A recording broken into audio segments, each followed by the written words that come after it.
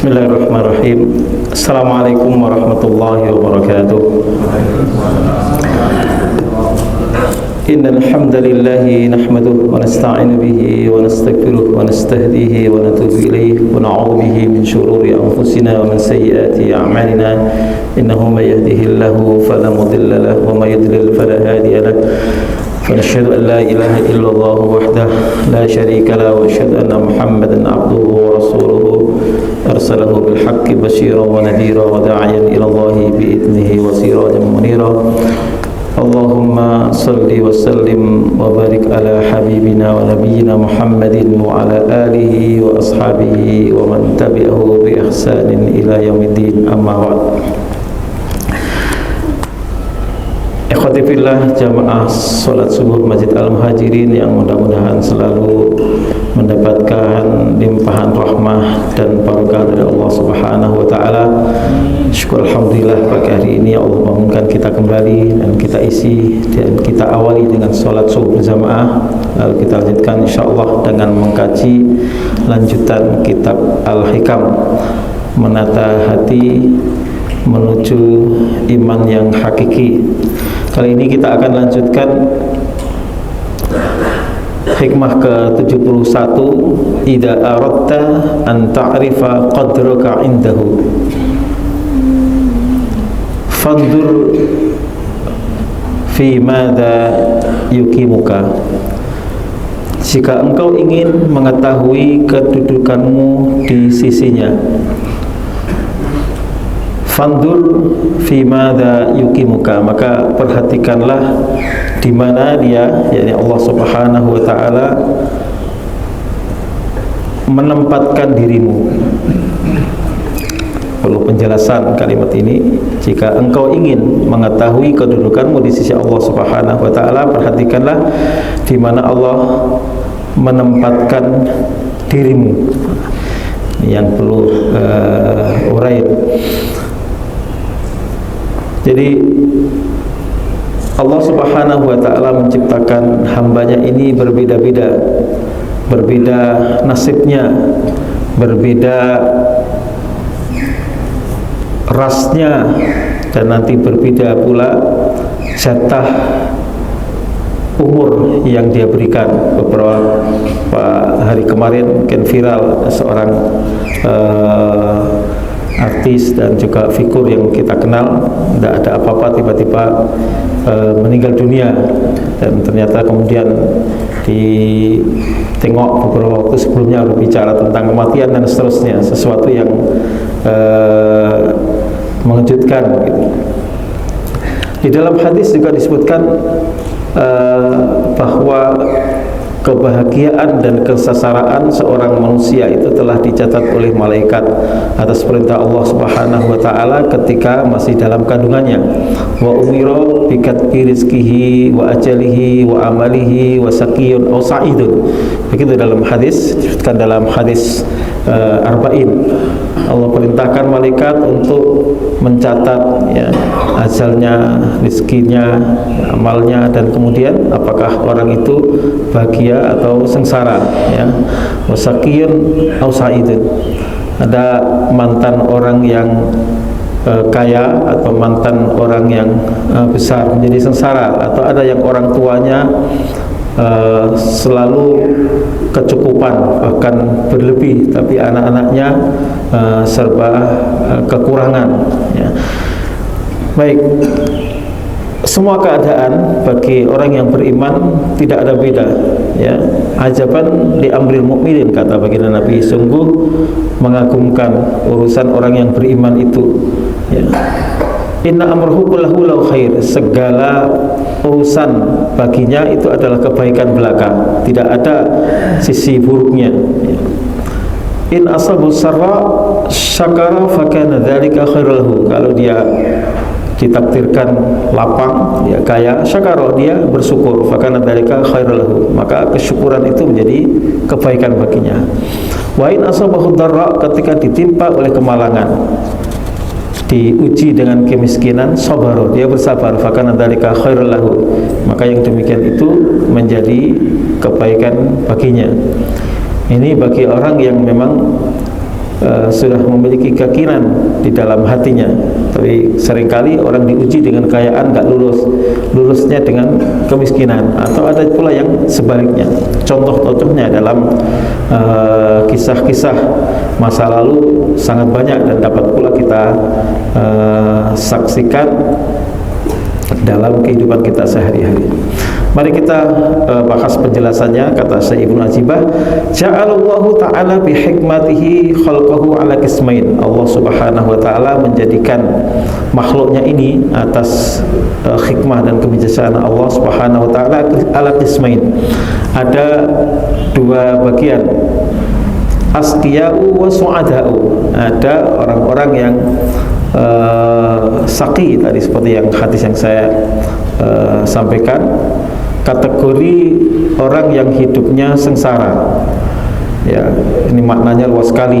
Ya, boleh jadi sengsara dalam pengertian duniawi saja yang diuji dengan kesusahan, ya, kesusahan atau kesengsaraan, miskin misalkan, atau sakit-sakitan misalkan, ya. Asqiya'u wa su'ada, ya, yang satu sengsara, yang satu bahagia, ya. Jadi dapat kelapangan, ya. Wa ja'ala su'ada qismaini, ahlu qurbin wa ahlu butin. Dan Allah Subhanahu wa taala menjadikan orang-orang yang bahagia itu terbagi menjadi dua, ahlu qurbin wa ahlu butin. Jadi ada orang yang bahagia dengan kehidupannya yang serba kecukupan, itu tergolong ahlu qurbin, orang yang dekat dengan Allah Subhanahu wa taala. Dan satu lagi wa ahlu butin, wa ahlu bu'tin, orang yang jauh, ya. Banyak orang yang kalau tidak punya apa-apa itu kan tidak bisa banyak melakukan macam-macam, ya. Mau bermaksiat yang neko-neko itu nggak ada modalnya, ya. Tapi kalau orang yang punya harta, mau nyewa apa saja bisa, ya. Mau menyewa makhluk hidup atau makhluk mati, ya, bisa, ya. Nyewa jet juga bisa, nyewa jet juga bisa, ya, dan seterusnya, ya. Jadi ahlu qurbin wa ahlu bu'tin, orang yang bahagia dalam hidupnya ini terbagi menjadi dua. Ada yang bahagia itu karena ahlu qurbin, dia dekat dengan Allah Subhanahu wa taala. Wa ahlu bu'tin, ada orang yang makin jauh saja dari Allah Subhanahu wa taala. Autakul, atau Anda boleh mengatakan membagi menjadi ahlu yamin wa muqarrabin wa musabiqun. Ahlu yamin golongan kanan, wa muqarrabin golongan yang didekatkan kepada Allah Subhanahu wa taala, wa musabiqun. Nah, ini klasifikasi ini ada di bagian awal surat Al-Waqiah. As-sabiqun ulaikal muqarrabun, ya. Sabiqun itu orang yang juara, yang paling depan, yang paling bergegas di dalam melaksanakan ibadah kepada Allah Subhanahu wa taala. Seperti yang disebutkan dalam ayat lain, "Tsumma awrasnal kitaba alladziina astafainahu min 'ibadina faminhum muqtasidun wa minhum zalimun li nafsihi wa minhum sabiqun bil khairati bi idznillah." Ya, ada golongan manusia dalam melaksanakan perintah agama ini, ada yang zalimun li nafsihi dulu, fa min zalimun nafsihi wa minhum muqtasidun wa minhum sabiqun bil khairati bi idznillah. Ada yang menzalimi diri sendiri, artinya banyak perintah yang diabaikan dan banyak larangan yang dilanggar. Fa minhum zalimun li nafsihi wa minhum muqtasidun, ada yang pertengahan, ya, 50-50, wa minhum sabiqun bil khairati bi idznillah, dan ada kelompok yang sabiqun bil khairat, sabiqun as-sabiqun, orang yang juara terdepan di dalam melaksanakan perintah Allah Subhanahu wa taala. Fa in aradta an ta'rifa nafsaka, maka jika engkau ingin mengetahui dirimu, hal anta min ahli syaqawah atau min ahli sa'adah, apakah kamu sejatinya termasuk orang yang sengsara atau orang yang bahagia, faddur fi qalbika, maka perhatikan hatimu, ya. Jadi Jadi kita sholat, semua kita mengerjakan sholat satu masjid 150 orang, tapi hasil dari sholat yang kita lakukan berbeda-beda. Ada yang sholatnya menjadi tenang, ada yang sudah pokoknya sudah gugur kewajiban saja. Ada yang habis sholat tapi tetap aja rasanya masih sama saja. Nah, itu kita diminta untuk perhatikan dari amalanmu yang kamu lakukan itu apakah berdampak. Dalam hikmah sebelumnya yang kita bahas, man wajada samrata amalihi ajilan fahuwa dalilun ala qabulihi ajilan. Siapa yang mendapati buah dari amalnya itu dalam waktu kini, ya, habis melakukan amalan dia merasakan kenikmatan dan seterusnya, fahuwa dalilun ala qabulihi ajilan, itu menjadi pertanda, menjadi petunjuk bahwa amalannya itu diterima. Nah, ini evaluasi kita dari kita itu ditempatkan di level yang mana? Apakah ibadah itu berdampak pada diri kita atau hambar-hambar saja? Kalau belum berdampak maka kita kaji apa yang kurang. Sudah baca Al-Quran tapi kok masih hambar-hambar saja, ya. Sudah sholat tapi kok belum mendapatkan ketenangan. Bukankah zikir termasuk sholat, termasuk baca Al-Quran itu adalah penenang hati, ya. Ala bi dzikrillahi tatma'innul qulub. Ketahuilah dengan zikir kepada Allah, menyebut nama Allah, hati menjadi tentram. Kenapa sudah sholat, sudah baca Quran, kok hati belum juga menjadi tentram? Nah, itu kita evaluasi, ya. Tidak aradta an ta'rifa qadraka indahu. Kalau kamu ingin mengetahui kedudukanmu di sisinya, sejatinya itu posisi kita bagaimana, maka fandur fi man yuqimuka. Perhatikanlah di mana dia, Allah SWT menempatkan dirimu. Fa in kunta tusaddiqu bi wujudi rabbika wa tuwahhiduhu fi mulkihi wa tanqadu liman arafaka bihi fa wa Rasulullah sallallahu alaihi wasallam fa anta mimman sabaqat lahul husna wa in kunta tunkiru aw tashukku fi rabbika aw tusriku bihi ghairahu fi i'tiqadika aw lam tud'in liman arafaka bihi fa anta min ahli syaqa.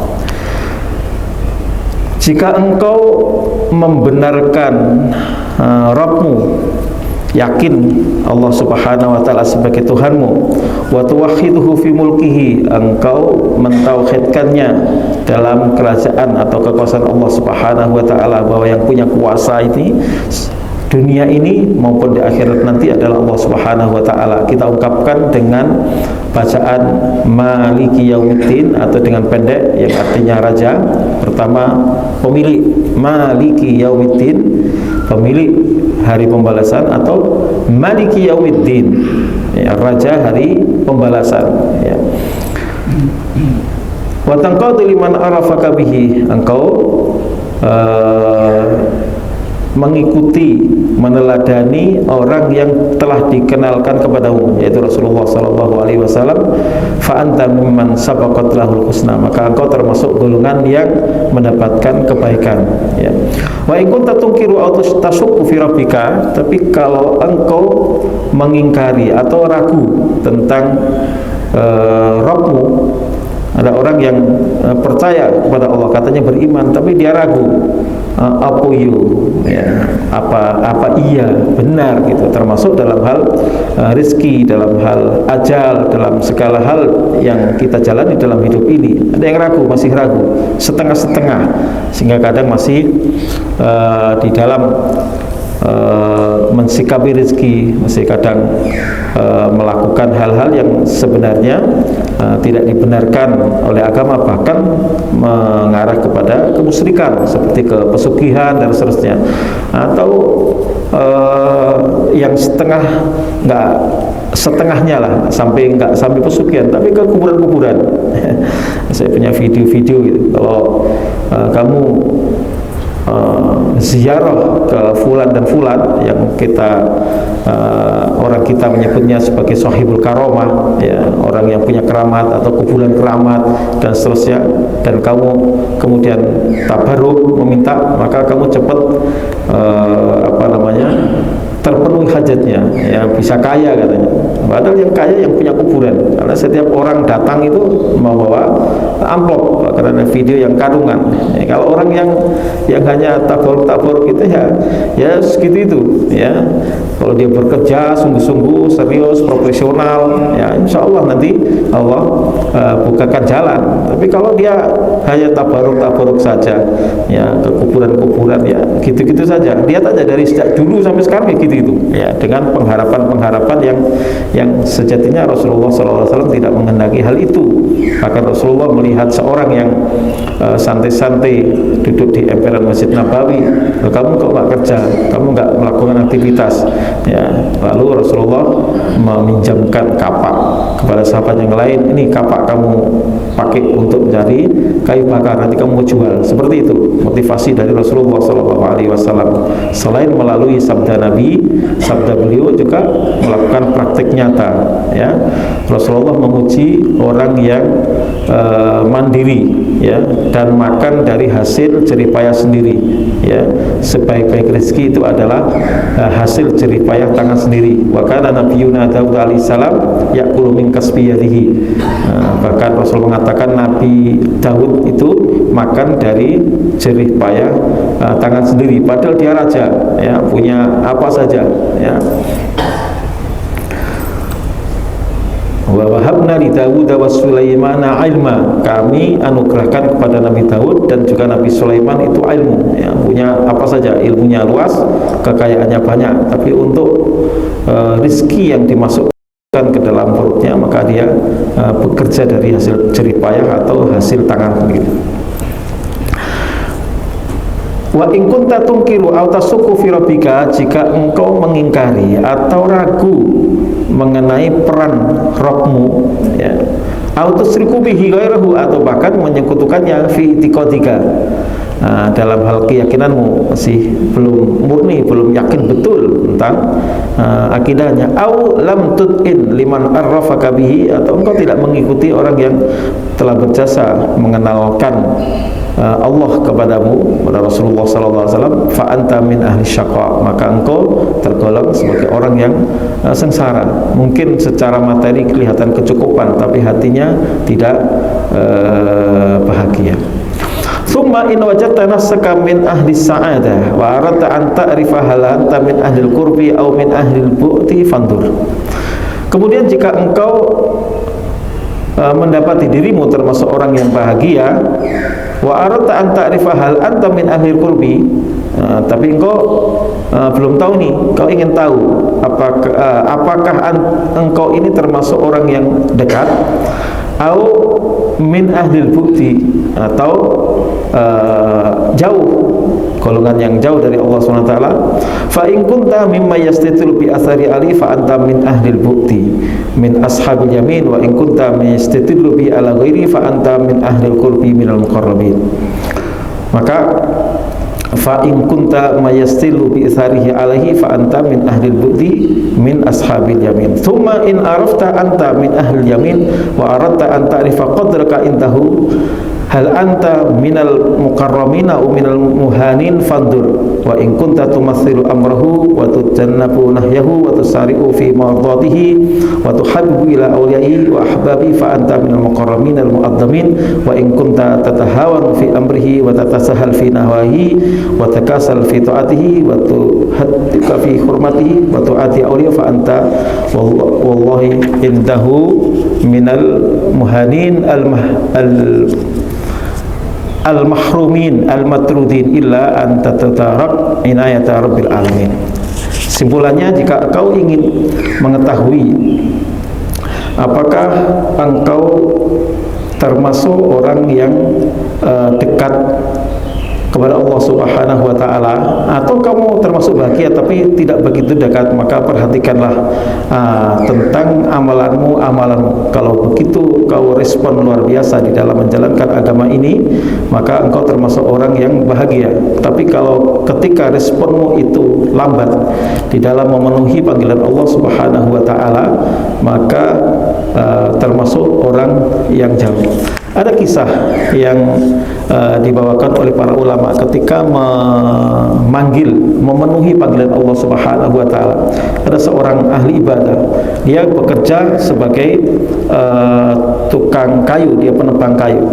Ketika dia mengangkat kapaknya dan sudah terdengar adzan, maka tidak jadi dipukulkannya, sudah langsung ditaruh, karena ini adalah panggilan yang lebih utama, yaitu panggilan untuk sholat. Jadi responnya di dalam memenuhi panggilan Allah Subhanahu wa taala itu melebihi respon terhadap apapun.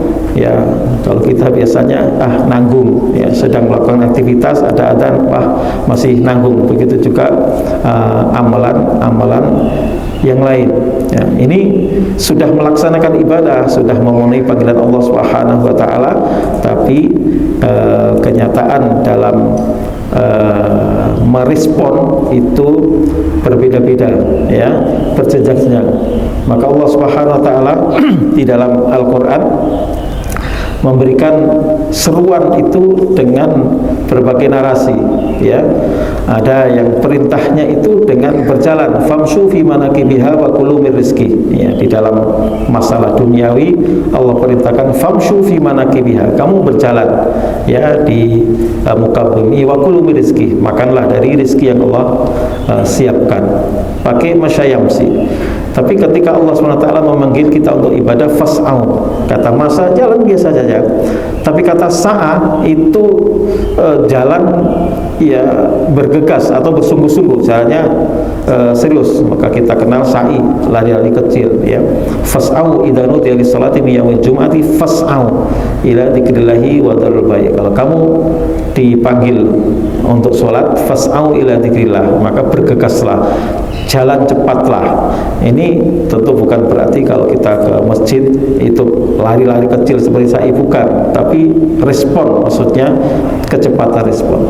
Kemudian kalau kita diperintahkan untuk meraih ampunan dan surga Allah, pakai musara'ah, ya, wasari'u ila magfirati mir rabbikum wa jannatin ardhus samawati wal ard wa ittatil muttaqin. Musara'ahnya cepat-cepat, ya, ya, bergegas lagi. Dan kita juga diperintahkan untuk berlomba untuk meraih kebaikan, fastabiqul khairat. Jadi ada musabaqah, ada musara'ah, ada as-sa'yu, dan ada al-masyu. Ini unik sekali, ya, diksi di dalam Al-Quran, di dalam menyambut suruhan Allah Subhanahu wa taala. Ini pula yang dimaksudkan fima dayukimuka, di mana Allah menempatkan dirimu, sejauh mana responmu ketika dipanggil oleh Allah Subhanahu wa taala. Kalau kamu ingin mengetahui sejauh mana kedudukanmu sisi Allah Subhanahu wa taala, anta'rifa qadraka indahu, kau ingin tahu kedudukanmu di sisi Allah, lihat dirimu, ya. Jadi ini untuk mengkaca, walaupun hakikatnya kita tidak tahu sejatinya, tapi ada rasa yang ada di dalam hati kita ketika kita menjalankan firman Allah Subhanahu wa taala, di dalam menjalankan perintah agama ini. Seperti Rasulullah ketika menjalankan sholat itu, sholat menjadi media untuk rehat. Ya Bilal, arihna bis shalah, wahai Bilal, kasih kesempatan aku dengan menjalankan ibadah sholat.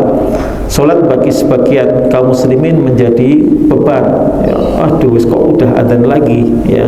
Padahal Rasulullah SAW menjadikan sholat sebagai media untuk mendapatkan ketenangan, dan beliau mengatakan hubbiba ilayya minad dunya at-tibu wal mar'ah wa ju'ilat qurratu aini fis shalah.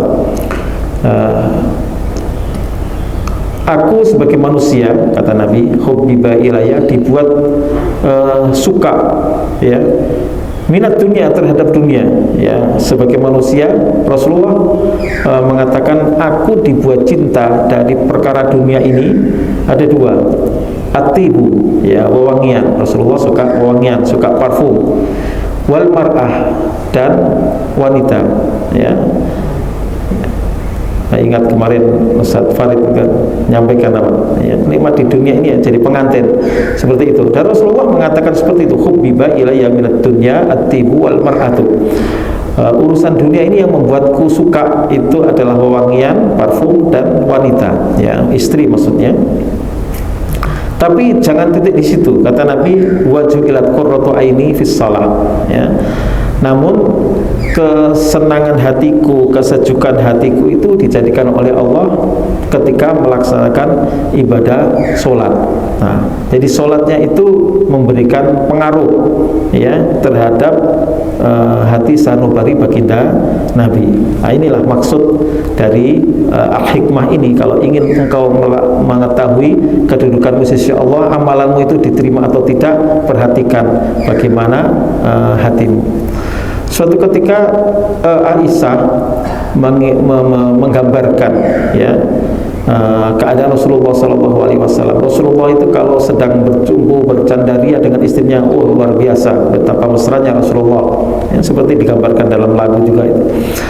Tapi ketika Rasulullah sudah asik dengan sholatnya, seakan Rasulullah itu tidak sedang dengan siapa-siapa, seakan sudah lupa dengan anak istrinya, ya. Di malam hari Rasulullah sholat malam, Aisyah tidur, ya, sampai kemudian mengenai kakinya gitu.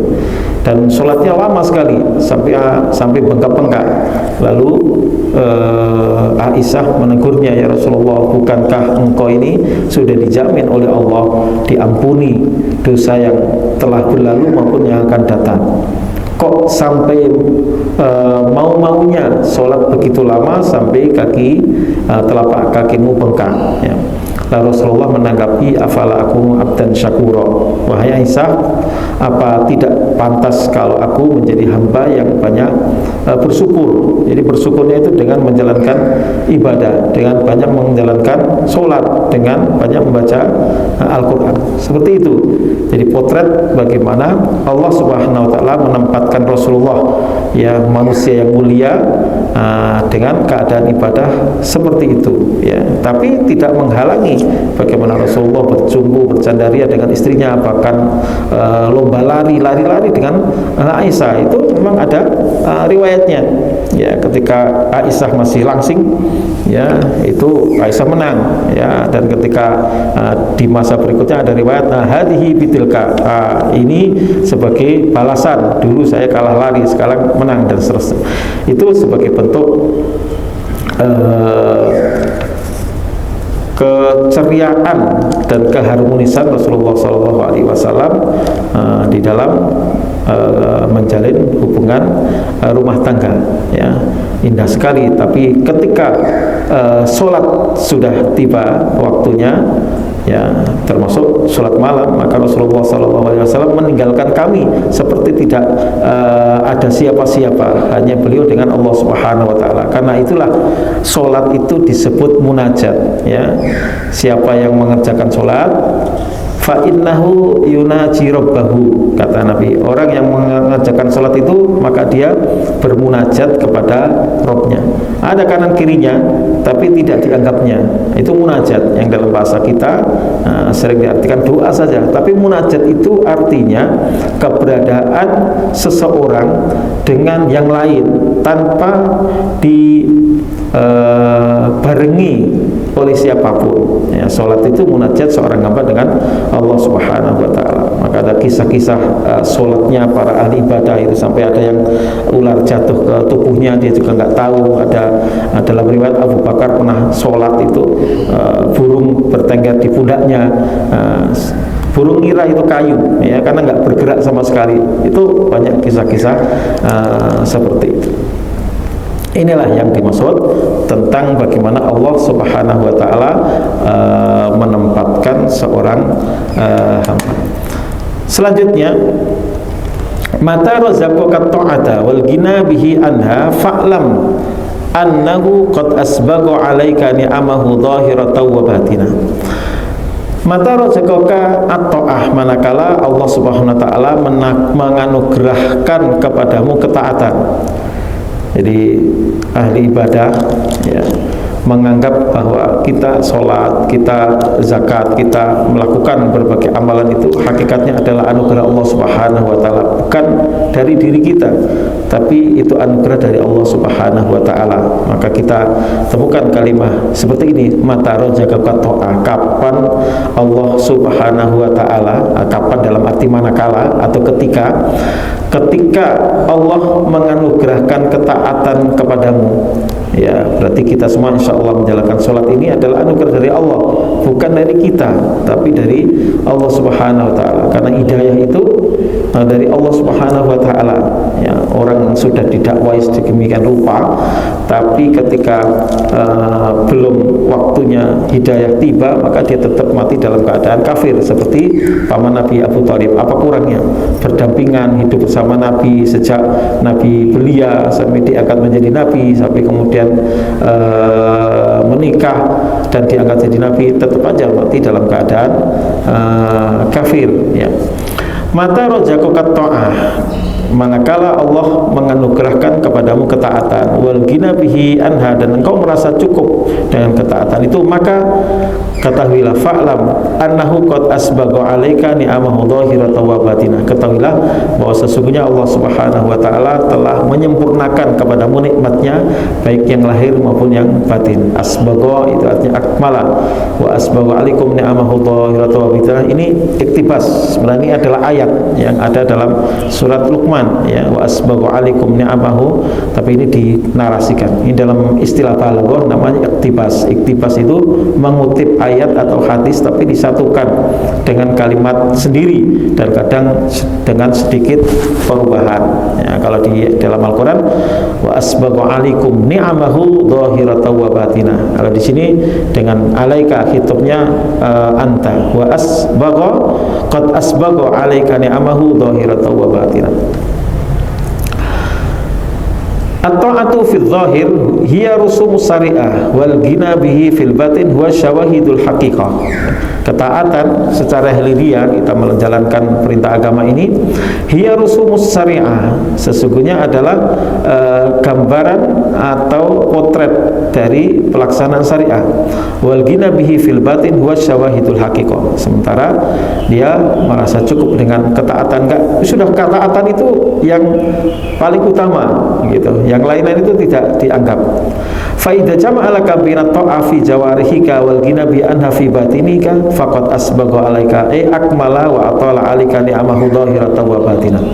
Fa idza jama'alaka bina ta'a, ketika Allah Subhanahu wa taala telah menghimpun, menyatukan untukmu baina ta'ata fi jawarihika, antara amalan ketaatan dengan anggota badan, ya ruku, sujud dan seterusnya, wal gina bihi anha fi batinika, dan engkau merasa puas, ya cukup dengan ketaatan itu yang paling pokok. Kalau yang lain, urusan yang lain itu sepele lah, ya, tapi yang paling pokok ketaatan. Sehingga sedih itu ketika hilang suatu ketaatan, kesempatan sholat berjamaah tertinggal, kesempatan infak ketinggalan dan seterusnya, itu menjadi sedih. Tapi bahagia ketika bisa melakukan perintah Allah Subhanahu wa taala, ketaatan itu. Jawarihnya melakukan ketaatan dan hatinya tenang dan nyaman dengan ketaatan, faqad asbagha 'alaika, maka Allah Subhanahu wa taala telah menyempurnakan untukmu, ai akmala wa atala 'alaika ni'amahu, maksudnya menyempurnakan dan memanjangkan nikmat Allah itu kepadamu, dhahiratan wa batinah, secara lahir maupun batin. Wa hadhi simal 'arifin al-muqarrabin al-aghniya'u billah al-fuqara'u mimma siwa. Ini adalah ciri, tanda-tanda al-arifin, orang yang bermakrifat kepada Allah Subhanahu wa taala. Arifin itu istilah, ya. Al-arif billah, ada orang yang digelar dengan al-arif billah, orang yang mengenal Allah Subhanahu wa taala. Artinya al-ibadah. Ya, kalau dia mengenal Allah, maka tentu dia akan ibadahnya lebih hebat lagi. Tapi kalau keyakinannya kepada Allah biasa-biasa saja, maka kadang sholat, ya sholat aja, ya, kayak rutinitas atau pokoknya pantasnya orang Islam itu sholat, nah, gitu. Tapi belum merasakan bagaimana sejatinya sholat yang dia lakukan. Wahadihi siyamul arifin al-muqarrabin. Ini merupakan ciri orang-orang yang arif, ya, bukan dalam bahasa Indonesia, ya. Kalau kita arif, memang itu arif, bijaksana, ya. Al-muqarrabin, yang dekat dengan Allah Subhanahu wa taala. Al-aghniya'u billah, yang merasa cukup dengan Allah Subhanahu wa taala. Ya. Jadi kalau apa-apa itu sudah Allah, sudah segala sesuatunya kepasrahannya itu kepada Allah Subhanahu wa taala. Sudah Allah yang ngatur, sudah pasrah saja. Ya, wa may yatawakkal 'ala Allah fa huwa hasbuh. Siapa yang pasrah kepada Allah, maka Allah akan memberikan kecukupan. Kadang kalau dikalkulasi apa bisa saya, apa saya mampu umroh, apa saya mampu haji, sudah serahkan kepada Allah, Allah yang akan memampukan. Ya. Nanti kalau memang dikehendaki, ya nanti mudah. Jangan kemudian melihat, wah saya gaji saya selalu pas untuk kehidupan sehari-hari.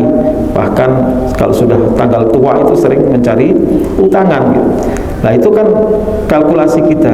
Tapi kalau kita khusnudzon kepada Allah, boleh jadi ada rezeki yang tidak kita duga-duga. Ya, ayatnya wa may yatawakkal 'ala Allah fa huwa hasbuh wa yattaqillaha yaj'alhu makhraja wa yarzuqhu min haitsu la yahtasib. La yahtasib ini yang kita cari. Siapa yang bertakwa kepada Allah, maka Allah akan memberikan rezeki dari arah yang tidak dia kalkulasi, tidak disangka-sangka. Ya gajinya UMR yaitu, tapi yang tidak disangka bisa jadi berlipat ganda. Wa hadisiyabul mu'arifin al-muqarrabin al-aghniya'u billah, yang merasa cukup hanya dengan Allah Subhanahu wa taala. Al-fuqara'u mimma siwa, yang dia dari selain Allah itu enggak ya cukupnya dengan Allah. Dengan selain Allah sudah enggak butuh lagi, ya mimma siwa, ya. Selain Allah enggak. Istagnu bi ma'budihim an ru'yati ibadatihim wa bi ma'lumatihim an amalihim maslahatihim an salahihim. Jadi mereka ya sudah cukup dengan ibadah kepada Allah Subhanahu wa taala, an ru'yati ibadatihim, dan tidak melihat apa yang ibadah yang dia lakukan. Pokoknya ya Allah. Ya, kadang itu aneh.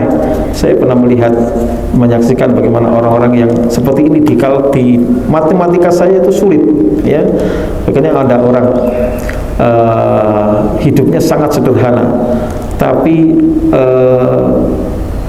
luar biasa di dalam berderma, ya. Bahkan orang yang datang kepadanya belajar mengaji itu pulang itu dikasih ongkos, ya, ganti naik bis, ya, kecuali kalau datangnya pakai taksi, dia tidak kasih, ya.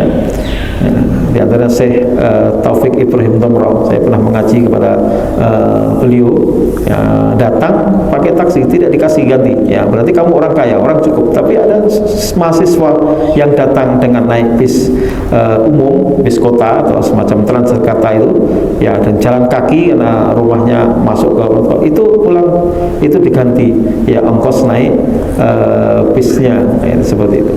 Ya, orang yang sangat sederhana pakainya gitu-gitu saja, tapi betapa banyak santri yang atau mahasiswa yang dikasih seperti itu. Jadi agak aneh, ya.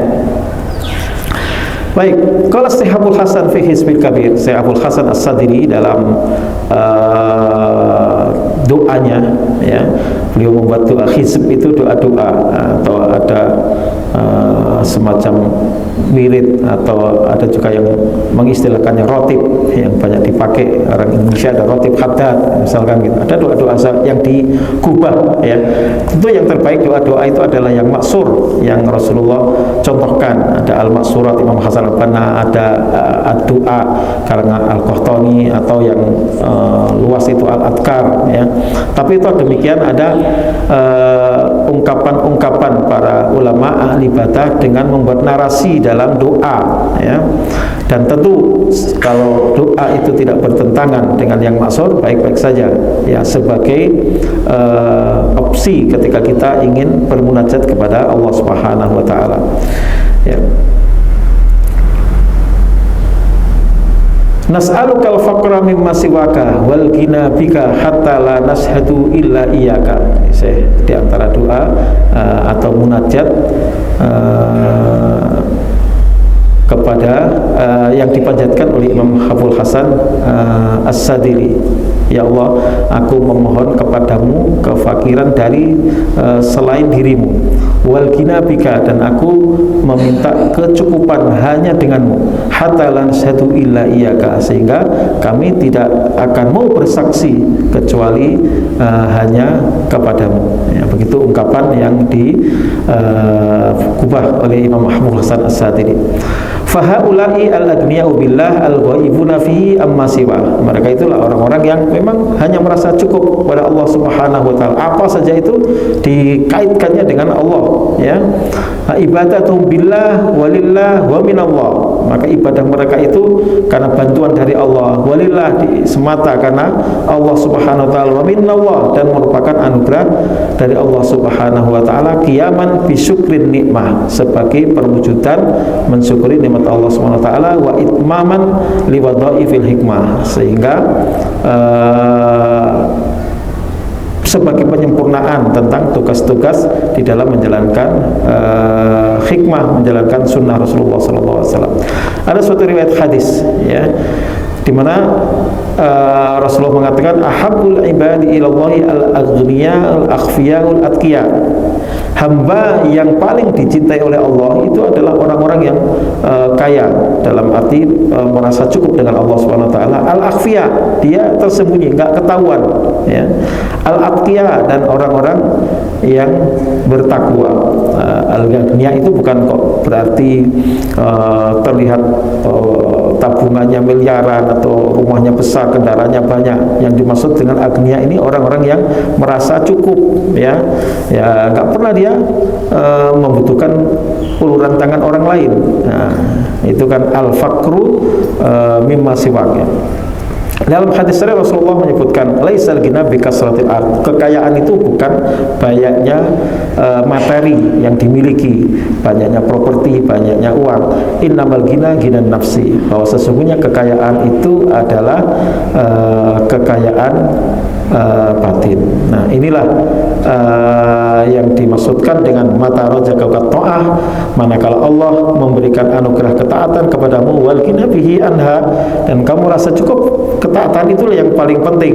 Fa'lam, maka ketahuilah, annahu qad asbagha 'alaika, karena sesungguhnya Allah telah menyempurnakan kepadamu ni'amahu, nikmat-nikmatnya, dhahiratan wa batinah, baik dhahir maupun batin. Karena disitulah kesempurnaan nikmat. Hidupnya bahagia, hidupnya tenang, nyaman, gak peduli dengan apa yang dikatakan oleh orang lain. Tentang orang tua itu kok miskin atau itu kasihan sepertinya, enggak. Dia sendiri justru hatinya bahagia. Orang lain saja yang merasakan kok mesake, padahal dia ternyata banyak infaknya daripada menerima, bahkan cenderung tidak mau menerima. Banyak saya lihat guru-guru Quran nggak mau dikasih gaji, ya, walisa ala Qur'anihi muta'akila, ya, dan dari pengajarannya itu dia nggak mau, ya. Maka ada yang punya usaha dan sebagainya, itu idealnya. Saya semalam kemarin diskusi dengan seorang saya dari Mesir, begitu. Dia seorang alim, ya, guru Quran, tapi dia sama sekali, saya mau ngajar Quran tapi saya nggak mau menerima imbalan, ya. Sah-sah saja sebenarnya, boleh-boleh saja, tapi untuk menjaga hati ada yang berprinsip saya tidak mau menerima. Itu yang juga saya saksikan di beberapa tempat seperti di Jordania, beberapa guru sama sekali tidak mau menerima imbalan apapun. Tapi konsekuensinya dia memang harus punya usaha, dia punya toko, ada punya, dia menghibahkan waktunya untuk mengajarkan ilmu. Dia tidak butuh kepada orang lain, ya. Itu luar biasa. Tentu semuanya proses, ya. Wa huwal ghina billah wa hadhihi ni'matul haqiqah. Inilah kekayaan, ya, kecukupan, ya, karena Allah Subhanahu wa taala, wa hadhihi ni'matul haqiqah. Inilah nikmat yang hakiki. Nah, hanya orang itu yang bisa merasakannya. Kadang kita melihatnya lain, ya.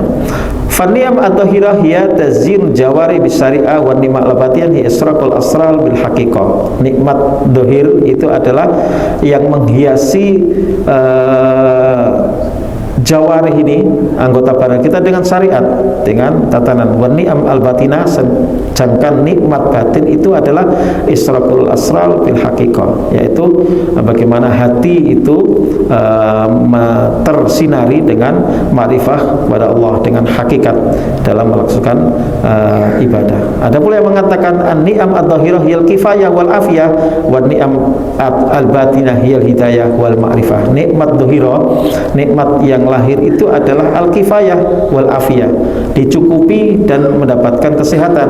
Wa ni'am al-batinah, sementara nikmat batin itu adalah al-hidayah wal ma'rifah, yang mendapatkan petunjuk dan bermakrifah kepada Allah Subhanahu wa ta'ala. Ini pengertian tentang nikmat lahir dan batin. Baik, ini dua hikmah yang dapat kita ulas.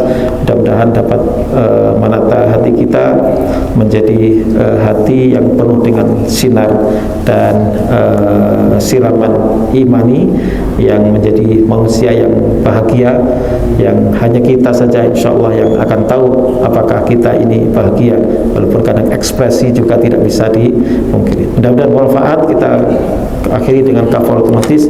Subhanaka Allahumma rabbil asyhadu an la ilaha illa anta astaghfiruka wa atubu ilaik, wa khairu da'wana alhamdulillahirabbil alamin. Wassalamualaikum warahmatullahi wabarakatuh.